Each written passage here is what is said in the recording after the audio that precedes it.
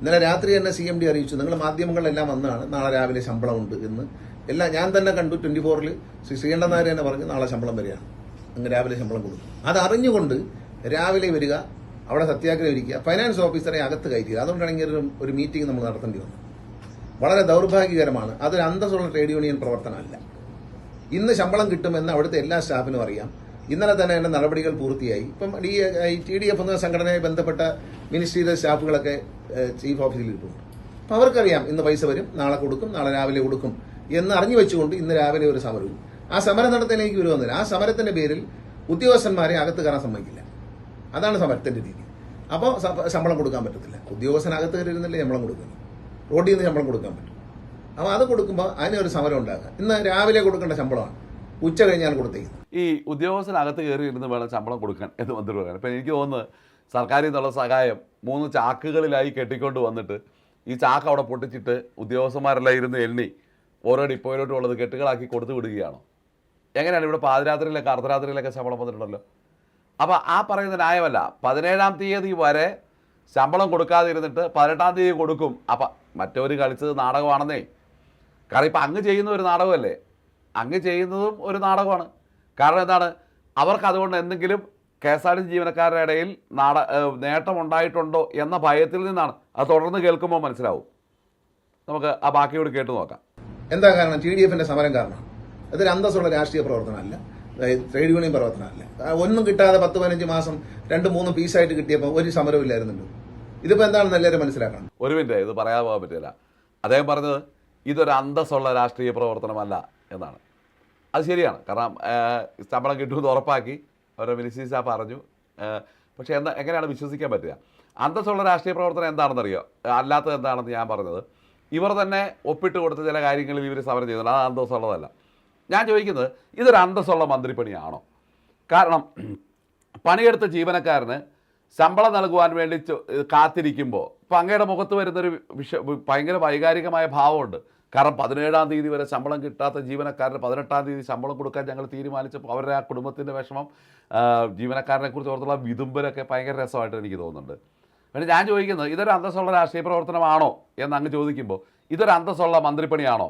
കാരണം പണിയെടുത്ത തൻ്റെ കീഴിൽ ജോലിയെടുക്കുന്ന അല്ലെങ്കിൽ തൻ്റെ കീഴിലുള്ള തൻ്റെ അധികാരപരിധിയിൽ വരുന്ന ഒരു പൊതുമേഖലാ സ്ഥാപനത്തിലെ ജീവനക്കാരൻ 17-ാം തീയതിയായിട്ട് ശമ്പളത്തിന് വേണ്ടി കരഞ്ഞുകൊണ്ട് നിൽക്കേണ്ടി വരുന്ന, അവൻ്റെ കുടുംബത്തിലെ പട്ടിണി, അവൻ്റെ മാതാപിതാക്കളുടെ രോഗത്തിന് മരുന്ന് മേടിക്കേണ്ടി വരുന്ന അവസ്ഥ, അവൻ്റെ കുട്ടികളുടെ കോളേജിലെ സ്കൂളിലെ ഫീസുകൾ, അവനെ ക്ഷണിച്ചിട്ടുള്ള വിവാഹ പരിപാടികളിൽ പങ്കെടുക്കുവാൻ വേണ്ടി ഇല്ലെങ്കിൽ സൽക്കാരങ്ങളിൽ പങ്കെടുക്കുവാൻ വേണ്ടി, അവൻ്റെ അയൽപക്കത്തെ വീട്ടുകാരുടെ വരുന്ന ആവശ്യങ്ങളിൽ സഹായിക്കുവാൻ വേണ്ടി, അവൻ്റെ തന്നെ നിത്യത്തലവിന് വേണ്ടി മറ്റുള്ളവരുടെ മുമ്പിൽ കൈ നീട്ടേണ്ടി വരുന്ന ഒരു ദുരവസ്ഥയ്ക്ക് മുമ്പിൽ നിൽക്കുന്ന ജീവനക്കാരനെ നിർത്തിക്കൊണ്ട് 17-ാം തീയതി വരെ ശമ്പളം കൊടുക്കാതിരുന്നില്ല. 18-ാം തീയതി കൊടുക്കാൻ തുടങ്ങിയപ്പോൾ ഇവർ സമരം ചെയ്തുകൊണ്ടാണ് കൊടുക്കുവാൻ സാധിക്കാത്തത് എന്ന് പറയേണ്ടി വരുന്ന ഗതികേട് അന്തസ്സുള്ള ഒരു മന്ത്രിപ്പണിയാണോ?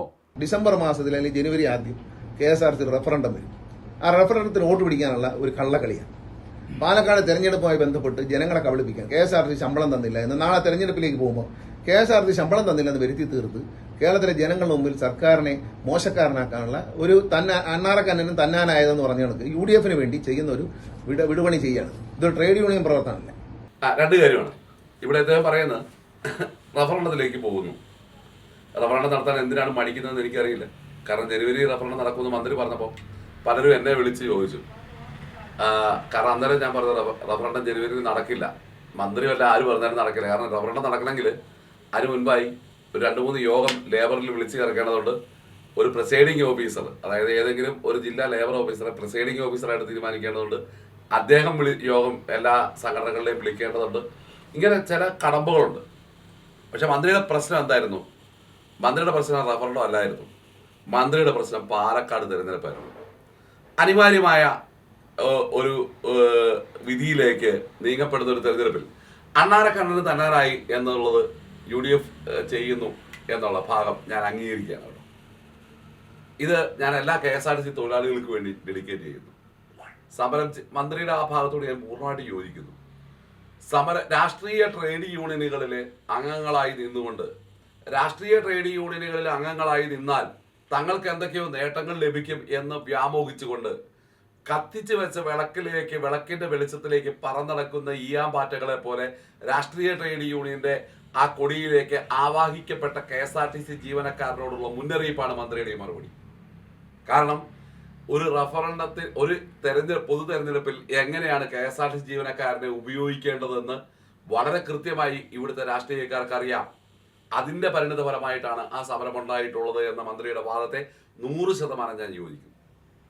ഇത് മന്ത്രിയുടെ ഇപ്പോൾ നിൽക്കുന്ന മുന്നണിക്കും ബാധകമാണ്. അവിടെയാണ് അതിന്റെ പ്രശ്നം. മന്ത്രി ഇപ്പോൾ നിൽക്കുന്ന മുന്നണിക്കും ഇതേ ഭാഗം ബാധകമാണ് എന്നുള്ള കാര്യം നിസ്സംശയം പറയാം. പാലക്കാട് തെരഞ്ഞെടുപ്പിന് മുമ്പായി അപ്പൊ മന്ത്രി ഇപ്പൊ പറഞ്ഞതാണ്, മന്ത്രി അത് തെറ്റിദ്ധരിപ്പിക്കാം. റഫറണ്ടത്തിന് മുമ്പോടിയാണ്. റഫറണ്ടം നടക്കില്ല. റഫറണ്ടം ഇനിയിപ്പോ നടക്കണമെങ്കിൽ ഫെബ്രുവരി നടത്തിയാൽ ഫെബ്രുവരി ലാസ്റ്റ് അല്ലെങ്കിൽ മാർച്ചിൽ റഫറണ്ടം നടക്കുള്ളൂ. ഇത് നമുക്ക് വളരെ കൃത്യമായിട്ട് അറിയാവുന്ന. അപ്പോൾ മന്ത്രി പറഞ്ഞു നിർത്തിയത് രാഷ്ട്രീയ കളിയാണ്. ഈ രാഷ്ട്രീയ കളിയിൽ അങ്ങും ഭാഗവാക്കാണ്. ഈ രാഷ്ട്രീയക്കാർ ഇടത് വലത് മുന്നണികളിലെയും ഇപ്പോൾ ഉള്ള ഈ BMS എന്ന് പറയുന്ന കേന്ദ്രം ഭരിക്കുന്നവരുടെ യൂണിയൻ ആണെങ്കിലും വളരെ കൃത്യമായി രാഷ്ട്രീയ ആവശ്യത്തിന് വേണ്ടി ഒരു ഉപകരണം, കറിയിലിടുന്ന കറിവേപ്പിലേക്ക് തുല്യമായി KSRTC ജീവനക്കാരനെ ഉപയോഗിക്കുകയും കടിച്ചു ചീമ്പി വലിച്ചെറിയുകയും ചെയ്യുന്ന അവസ്ഥയാണ് സംജാതമായിട്ടുള്ളത്. മന്ത്രിയുടെ ഈ ഭാഗത്തോട് ഞാൻ പൂർണ്ണമായിട്ട് യോജിക്കുന്നു. നമുക്ക് വാക്ക് കേൾക്കാം. ഇലക്ഷന്റെ സമയത്ത് വോട്ട് കിട്ടാൻ വേണ്ടി ഒരു കള്ളം പറയാൻ വേണ്ടിയിട്ട് ഇന്നൊരു സീൻ ഉണ്ടാക്കുക. ഒരു ഓഫീസിലേക്ക് ഉദ്യോഗസ്ഥന്മാരെ, മാനേജിംഗ് ഡയറക്ടർ അടക്കമുള്ള ഉദ്യോഗസ്ഥന്മാരെ പ്രവേശിക്കാൻ അനുവദിക്കാതെ ഫൈനാൻസ് ഓഫീസർ കയറാൻ പറ്റാതെ എങ്ങനെ പൈസ കൊടുക്കും? അവർക്കറിയാം ഇന്ന് കിട്ടുമെന്ന് അറിഞ്ഞു വെച്ചുകൊണ്ടൊരു സമരം.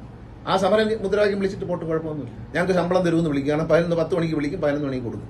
അതിലൊന്നും ഒരു പരിപാടിയില്ല. അതൊക്കെ അവരുടെ നാടകങ്ങളാണ്. കാരണം 8-ാം മാസം 9-ാം മാസം ശമ്പളം ഒരുമിച്ച് കൊടുത്തതിന്റെ തലേ ദിവസം ഇതുപോലെ എല്ലാവർക്കും അറിയാം നാളെ ശമ്പളം വരുമെന്ന്.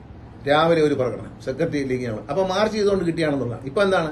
ഇന്നലെ ശമ്പളം കൊടുക്കാൻ തീരുമാനിച്ചു. ഫൈനാൻസ് സെക്രട്ടറി ഒപ്പിട്ടു, കടലാസ് എഴുതി. രാത്രി തന്നെ CMD എന്നെ അറിയിച്ചു നാളെ രാവിലെ ശമ്പളം കൊടുക്കുമെന്ന് അറിയിച്ചു. അപ്പൊ മാധ്യമങ്ങളെ അറിയിച്ചു നാളെ രാവിലെ ശമ്പളം ഉണ്ടെന്ന്. മാധ്യമങ്ങളിൽ പറയുന്നത് ഞാനൊരു ചാനൽ കേട്ടു, മറ്റുള്ള ചാനലുകളെല്ലാം പറഞ്ഞു രാത്രി ശമ്പളം നാളെ വരും, KSRTC ശമ്പളം കൊടുക്കും നാളെ ഒരുമിച്ച് എന്ന് പറഞ്ഞിട്ട് രാവിലെ സമരം ചെയ്യാം, കുഴപ്പമൊന്നുമില്ല. പക്ഷേ ഫൈനാൻസ് ഓഫീസർ അടക്കമുള്ളവർ ഉപരോധിച്ചുകൊണ്ട് ഈ രാവിലെ കിട്ടേണ്ട ശമ്പളം ഉച്ചയ്ക്ക് ശേഷമോ നാളത്തേക്കോ തള്ളാൻ നടത്തിയ ഒരു വളരെ ലജ്ജാകരമായ പ്രവർത്തനം ഇനി ഇത്തരം സംഘടനകൾ അവസാനിപ്പിക്കണം. രണ്ട് കാര്യം. ഒന്ന്, ഈ ഓഫീസിലേക്ക് നടത്തിയ സമരം ഒരു നാടകമാണ്. അക്കാര്യത്തിൽ എനിക്ക് തർക്കമേ ഇല്ല. സമരം നാടകങ്ങളാണ്. ഇവിടെ നടത്തിക്കൊണ്ടിരിക്കുന്ന സമരങ്ങളെല്ലാം നാടകമാണ്. പിന്നെ ഓഫീസിൽ നടത്തിയ സമരത്തിന്റെ രീതി അങ്ങ് വിമർശിക്കരുത്. കാരണം ഇവിടെ അങ്ങയുടെ ഇപ്പോൾ നിൽക്കുന്ന മുന്നണിയിൽ പെട്ട KSRTCയിലെ അസോസിയേഷൻ എന്ന് പറയുന്ന സംഘടന ഇവിടെ ഇരുന്ന ഒരു CMDയുടെ അവിടെ അദ്ദേഹത്തിന്റെ ആ ഓഫീസിന്റെ വാതക്കൽ വെച്ചിരിക്കുന്ന ബോർഡിൽ ചെരുപ്പുമാല തൂക്കിയ ഒരു സന്ദർഭമുണ്ട്. അത് അങ്ങ് പരിശോധിച്ചാൽ മനസ്സിലാവും.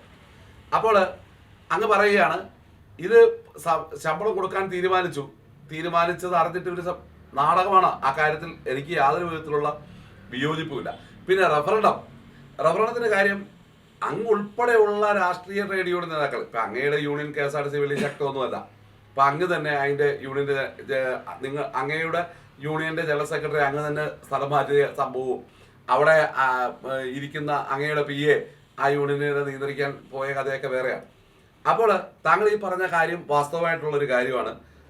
ഒരു ഓഫീസിലേക്ക് സമരം നടത്തുന്നു, അതൊരു നാടകമാണ്. അത് റഫറണ്ടത്തിന് മുന്നോടിയായിട്ടുള്ള നാടകമാണ്. പക്ഷെ അങ്ങയുടെ പ്രശ്നം റഫറണ്ടം അല്ലായിരുന്നു. അങ്ങയുടെ പ്രശ്നം പാലക്കാട് ഉപതെരഞ്ഞെടുപ്പായിരുന്നു. അപ്പൊ അങ്ങയെ ഏൽപ്പിച്ച കർത്തവ്യം ഭംഗിയായി നിർവഹിക്കുന്നു എന്നുള്ള കാര്യത്തിൽ തർക്കമില്ല. ഏതായാലും ആ അഭിപ്രായത്തോട് യോജിച്ചുകൊണ്ട് നമുക്ക് അടുത്തതിലേക്ക് പോവാം. അദ്ദേഹം പറയുന്നത് വളരെ കൃത്യമാണ്. ഇവരെ സൂക്ഷിക്കണം. അദ്ദേഹം ഉൾപ്പെടുന്ന ഇപ്പോൾ അദ്ദേഹം ആർക്ക് വേണ്ടിയാണോ ഈ പത്രസമ്മേളനം നടത്തിയത് ആ ഉൾപ്പെടുന്ന മുന്നണിയെ ഉൾപ്പെടെ ആ മുന്നണിക്ക് വേണ്ടി കൊടി പിടിക്കുന്ന KSRTCയിലെ ട്രേഡ് യൂണിയൻ ഉൾപ്പെടെ സൂക്ഷിക്കുക എന്നുള്ള മിനിസ്റ്ററുടെ വാക്ക് ഞാൻ ഏറ്റെടുക്കുന്നു. അത് നിങ്ങളോട് ഞാൻ ആഹ്വാനം ചെയ്യുന്നു. സൂക്ഷിക്കുക.